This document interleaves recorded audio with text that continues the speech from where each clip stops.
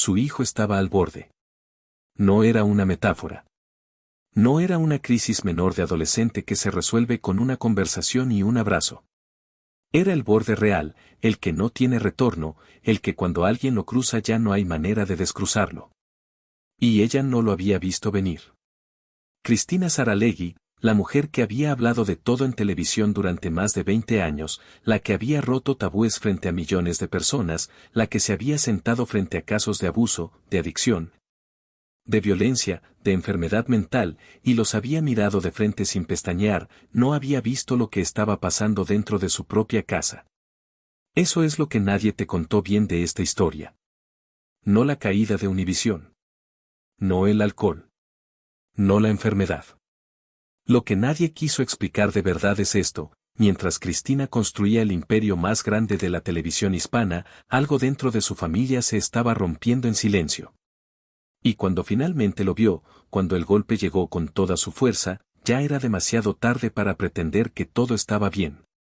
Si te gustan las historias donde lo que parece perfecto termina rompiéndose por dentro, suscríbete ahora porque subimos antes de que lleguen las notificaciones, y lo que vas a escuchar hoy no es lo que te contaron. Porque lo que te contaron de Cristina fue la versión brillante. La versión del éxito. La versión de la mujer fuerte que lo logró todo, que rompió barreras, que construyó un legado. Y todo eso es verdad. Pero hay otra versión. Y esa otra versión empieza mucho antes de que existiera el programa. Empieza en una isla, en una familia con dinero y apellido, en una niña que creyó que el mundo era seguro porque así se lo habían hecho creer. Y termina con una mujer que tuvo que reaprender a caminar, que tuvo que mirarse en el espejo después de una botella. Que tuvo que aceptar que el precio de todo lo que construyó fue más alto de lo que jamás estuvo dispuesta a reconocer. Esa es la historia que vas a escuchar ahora. Cuba, antes de la revolución, era un mundo que para ciertas familias funcionaba como un orden perfecto y eterno. La familia Saralegui pertenecía a ese mundo. No eran ricos en el sentido ordinario de la palabra. Eran algo más que eso, eran parte de la estructura. Tenían apellido, tenían historia, tenían una posición que se daba por supuesta generación tras generación. La pequeña Cristina creció rodeada de esa certeza, en casas grandes, con personas que la servían, con la sensación de que el futuro era algo que simplemente estaba ahí esperándola. Y entonces llegó 1960. Y todo eso desapareció en cuestión de meses. Lo que la revolución le hizo a Cuba es historia. Lo que le hizo a familias como la de Cristina es algo más específico, más personal y más devastador de lo que los libros de historia suelen capturar. No fue solo perder dinero. Fue perder el piso. Fue despertar un día y descubrir que el mundo en el que creciste, el mundo que te enseñaron que era tuyo, ya no existe y nunca va a volver. Eso a un niño no le entra de forma limpia. La familia Saralegui llegó a Miami con lo que pudo sacar y con lo que no se puede sacar porque no cabe en ninguna maleta, el recuerdo de lo que fueron y la distancia brutal entre ese recuerdo y la realidad nueva. El dinero se recupera con trabajo. La identidad destrozada es otra cosa, y en ese contexto de derrumbe silencioso, dentro de esa casa donde el exilio pesaba de formas que los adultos no siempre sabían nombrar, la madre de Cristina empezó a beber. Eso hay que decirlo sin rodeos porque importa más de lo que parece a primera vista. No fue un problema menor. No fue una fase. Fue una caída constante, progresiva, que la niña Cristina vio de cerca durante años. Vio lo que el alcohol le hace a una persona. Vio lo que le hace a una familia. Vio la diferencia entre la persona que tu madre era y la persona en la que se iba convirtiendo cuando llegaba la noche. Esa imagen se grabó. Y las imágenes que se graban así, con ese nivel de dolor infantil, no desaparecen. Se guardan en algún lugar donde no se ven pero desde donde actúan. Actúan en las decisiones, en los miedos, en los patrones. Y muchos años después, en una casa de Miami muy distinta a aquella del exilio, esa imagen iba a cobrar una deuda que Cristina todavía no sabía que estaba acumulando. Pero antes de eso, estaba el padre. El padre de Cristina era el tipo de hombre que el mundo de los 50 y los 60 producía en serie, inteligente, exitoso, con una visión del mundo absolutamente clara sobre qué lugar le correspondía a cada quien. Y en esa visión, el lugar de una mujer era específico y no negociable. Cristina era brillante. Eso nadie en su familia lo discutía. Estudiaba bien, pensaba bien, tenía una capacidad para las palabras y las ideas que era evidente. Y estaba en la universidad, a 9 créditos de graduarse, cuando su padre tomó una decisión y se la comunicó con la tranquilidad de alguien que está diciendo algo completamente razonable. No seguirías estudiando. No porque hubiera un problema económico insalvable. No porque Cristina hubiera hecho algo mal. Sino porque su hermano sí necesitaba terminar la carrera, porque él iba a mantener a una familia, porque él iba a necesitar ese título para construir su futuro. Mientras que a Cristina la iba a mantener el hijo de alguien. 9 créditos. 9 créditos para terminar y su padre le dijo que no importaba porque su futuro no dependía de ella sino del hombre que eligiera. Hay frases que no se olvidan. Hay frases que no se perdonan aunque con los años uno aprenda a vivir con ellas. Y hay frases que se convierten en el motor secreto de toda una vida, en el combustible invisible que empuja a alguien a trabajar con una intensidad que los demás no terminan de entender porque no conocen el origen. Esa frase fue el origen de todo. No el programa. No el éxito. No los 4000 episodios. El origen fue ese momento de humillación silenciosa frente a un hombre que la amaba pero que en ese instante le dijo, con toda la claridad del mundo, que no confiaba en su capacidad para construir algo propio. Y Cristina decidió, sin decirlo en voz alta, sin hacer una declaración dramática, que iba a pasar el resto de su vida demostrando que ese hombre estaba equivocado. Lo que vino después fue una escalada. Empezó desde abajo en el mundo editorial. No llegó por conexiones ni por apellido, aunque el apellido ayudaba.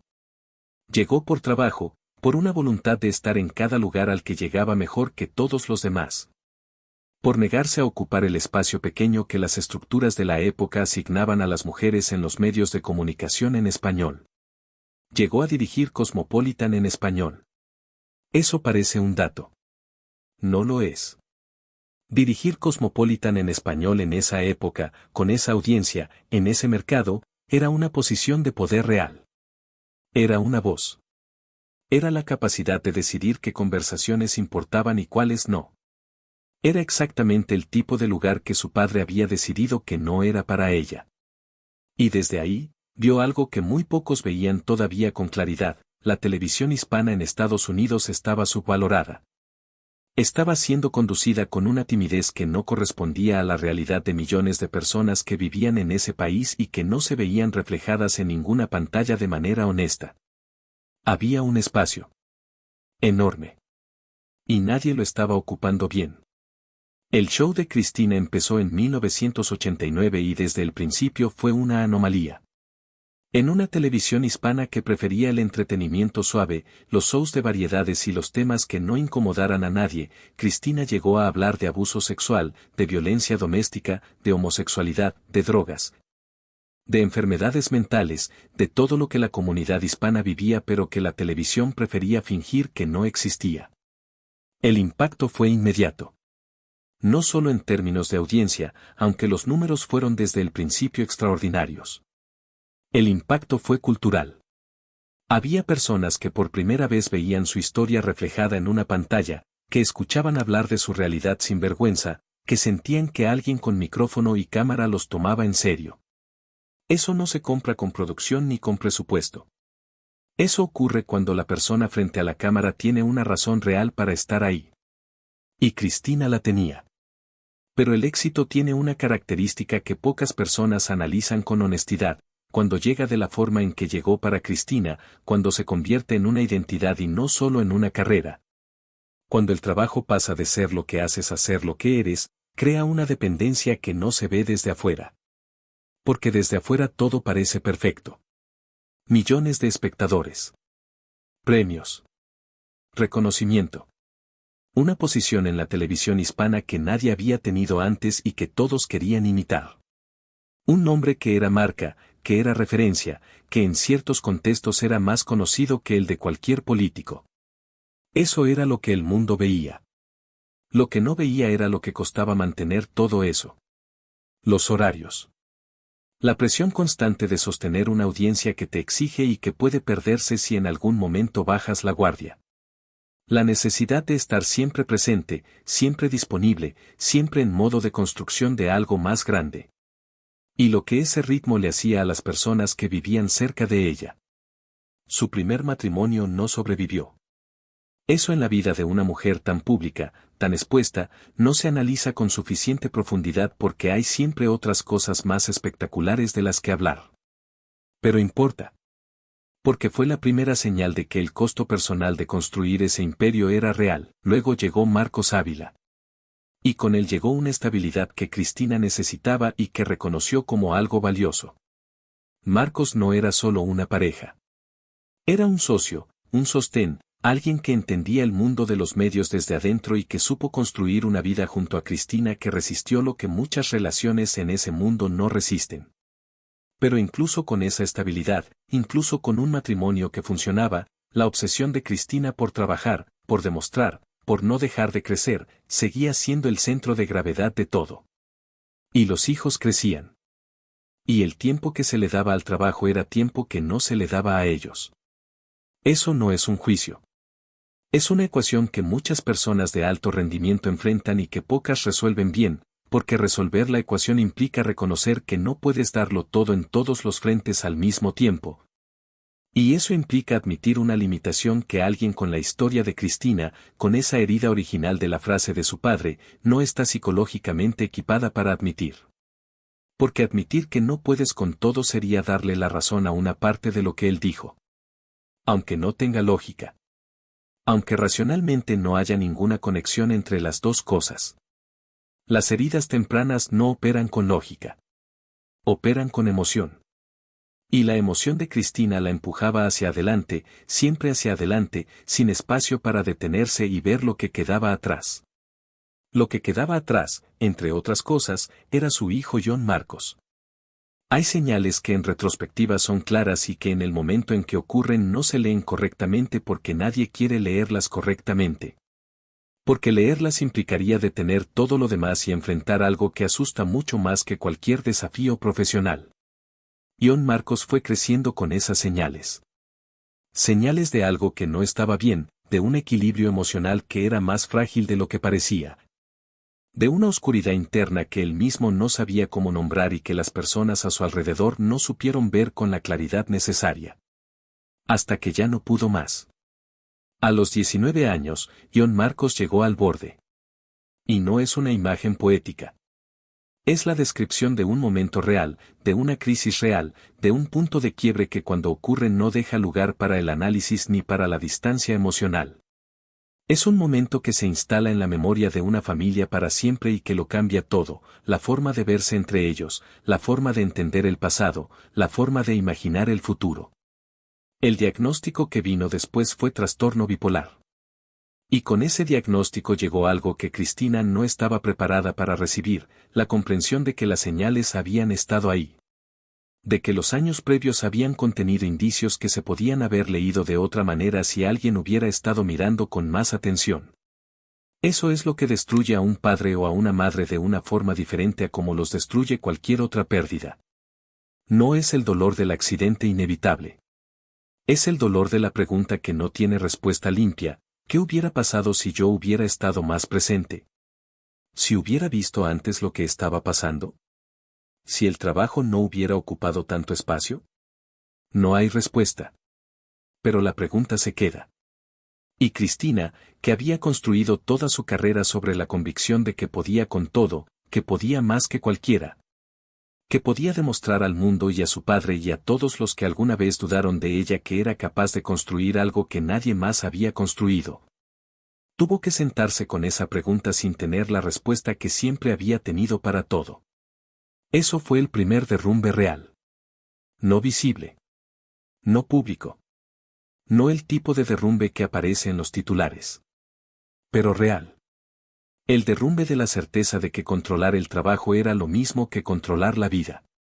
No lo era. Y mientras ella procesaba eso en silencio, el mundo de afuera seguía siendo el mundo brillante de Cristina Saralegui. El programa seguía. Los millones de espectadores seguían. La imagen de fortaleza seguía. Porque Cristina había aprendido desde muy joven que hay cosas que no se muestran, que hay dolores que se guardan, que el mundo no necesita ver todo lo que ocurre por dentro. Su madre le había enseñado eso también, aunque de forma diferente. El show de Cristina llegó a los 21 años de historia. Eso no es solo un número de éxito, es una vida entera entregada a una sola cosa, es una identidad construida ladrillo a ladrillo durante más de 2 décadas. Es el tipo de continuidad que hace que la idea de perderla sea literalmente inconcebible. Y luego, en 2010, Univision tomó una decisión. El programa sería cancelado. La forma en que ocurrió importa tanto como el hecho en sí. Porque no fue una despedida honesta, no fue un reconocimiento a 21 años de construcción, no fue el tipo de cierre que corresponde cuando alguien ha dado tanto a una institución durante tanto tiempo. Fue una decisión corporativa ejecutada con la frialdad de quien no siente que le debe nada a nadie. Para quien no tiene la historia de Cristina, eso podría parecer solo una traición profesional. Dolorosa, sí. Injusta, quizás. Pero manejable. Para Cristina fue otra cosa. Porque el trabajo no era solo el trabajo. El trabajo era la respuesta. Era la respuesta a la frase de su padre. Era la prueba constante y renovada de que ella valía, de que era capaz, de que había construido algo que nadie podía quitarle. Y cuando Univision lo quitó, lo que se activó no fue solo el dolor del despido. Se activó la herida original. La voz de su padre diciendo que no lo necesitaba. Que alguien más la mantendría. Que su carrera no era lo suficientemente importante como para terminarla. 30 años después, en otra ciudad, en otro contexto, con todo el éxito del mundo detrás de ella, Cristina sintió algo que no debería haber podido sentir, que le estaban diciendo lo mismo. Y ahí empezó la caída. No de golpe. Las caídas reales no ocurren de golpe. Ocurren despacio, con la lógica de algo que se va inclinando hasta que en algún momento el ángulo es demasiado pronunciado y ya no se puede sostener. El alcohol llegó de la misma forma en que había llegado para su madre décadas antes. Primero como alivio. Como la forma más accesible de callar el ruido interno cuando el trabajo, que había sido siempre el silenciador más efectivo, ya no estaba. Luego como costumbre. Luego como necesidad. Con la lógica implacable de las adicciones que no discriminan por inteligencia ni por fuerza de voluntad ni por todo lo que una persona haya logrado en su vida. Cristina estaba repitiendo el patrón que había visto de niña y que le había producido tanto dolor. Eso tiene un nivel de ironía que duele de una manera específica. Porque ella lo sabía. Había hablado de adicción en su programa durante años. Había sentado a personas con historias parecidas frente a millones de espectadores y había tenido las palabras correctas, el tono correcto, la mirada correcta para ayudarlas a ver lo que estaban viviendo. Tenía el conocimiento. Tenía la experiencia vicaria de haber acompañado a cientos de personas a través de esos procesos en televisión. Y aún así. Porque el conocimiento no es suficiente cuando la herida que alimenta la adicción es tuya. Cuando el dolor es propio. Cuando la voz que hay que silenciar es la que llevas dentro desde que eras niña. Marcos lo vio. Y Marcos tomó una decisión que requirió una valentía particular, la valentía de arriesgarse a hacer daño para salvar algo más grande. Se sentó frente a ella y le hizo una pregunta que no tiene forma de hacerse suavemente. ¿Cómo quería ser recordada? No como éxito o fracaso profesional. Como persona. Como mujer. En el balance final de todo, cuando ya no hubiera programa ni cámaras ni millones de espectadores, ¿cómo quería que la gente que la conocía la recordara, como la gran periodista que había sido? ¿O como algo que no era lo que había construido durante décadas? Esa pregunta aterrizó. No porque fuera nueva. No porque Cristina no supiera ya lo que estaba pasando. Sino porque venía de la persona correcta, en el momento correcto, con la honestidad brutal que solo puede darse en una relación que ha sobrevivido suficientes tormentas como para no necesitar protegerse con palabras suaves. Cristina cortó el alcohol. No fue fácil. Nadie que haya estado en ese lugar diría que fue fácil. Pero lo hizo. Con la misma voluntad de hierro que había usado para construir todo lo demás, esta vez la usó para desmantelar algo. Y justo cuando empezaba a reconstruirse desde ese punto, llegaron más golpes. Porque la vida tiene esa característica terrible, no espera a que termines de recuperarte de un golpe para mandarte el siguiente. Su hermano murió. Y con esa muerte, Cristina perdió a alguien que era también una conexión con la Cuba que fue, con la infancia que existió antes del exilio, con la versión del mundo en que todo era seguro y los adultos tenían el control. Pero eso tampoco fue lo peor. La ataxia es una enfermedad degenerativa hereditaria. Lo que eso significa en términos prácticos es que el cuerpo empieza a perder funciones de forma progresiva, comenzando por la coordinación y el equilibrio, avanzando de formas que varían pero que no tienen vuelta atrás. Cristina la heredó.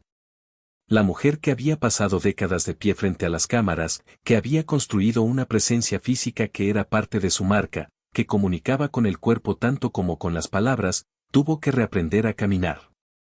Piénsalo un momento con toda su carga. Reaprender a caminar. Ese proceso de rehabilitación, ese trabajo de reconstruir algo tan básico que la mayoría de las personas nunca imagina que pudiera perderse, ocurrió lejos de las cámaras. Sin audiencia. Sin millones de espectadores que aplaudieran el esfuerzo. Solo Cristina, y los médicos, y Marcos, y el trabajo silencioso de volver a controlar algo que ya no respondía como antes. En ese mismo periodo, Internet empezó a fabricar versiones de su historia. Las redes sociales tienen una capacidad particular para crear narrativas sobre personas que ya no están en el centro de la conversación pública. Y la narrativa que circuló sobre Cristina fue la de alguien derrotado. Arruinado. En silla de ruedas. Acabado. El tipo de historia que la gente comparte con una mezcla de morbo y de algo que se parece a la satisfacción de ver a alguien que tuvo mucho llegar a tener poco. No era verdad. Cristina reapareció para desmentirlo con la misma energía con la que había desmentido todo lo que a lo largo de su carrera se había dicho que no podía hacer. Lúcida.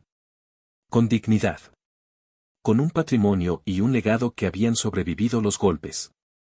Con Marcos a su lado. Con sus hijos, incluyendo a John Marcos, que había encontrado su propio camino después de la crisis. Pero la reaparición reveló algo que quizás es la parte más interesante de toda la historia. Cristina, al final de todo, después de todo lo que había pasado, después del éxito y la caída y el alcohol y la enfermedad y las pérdidas, seguía siendo la misma persona que había sido siempre en el sentido más profundo. Seguía necesitando demostrar algo.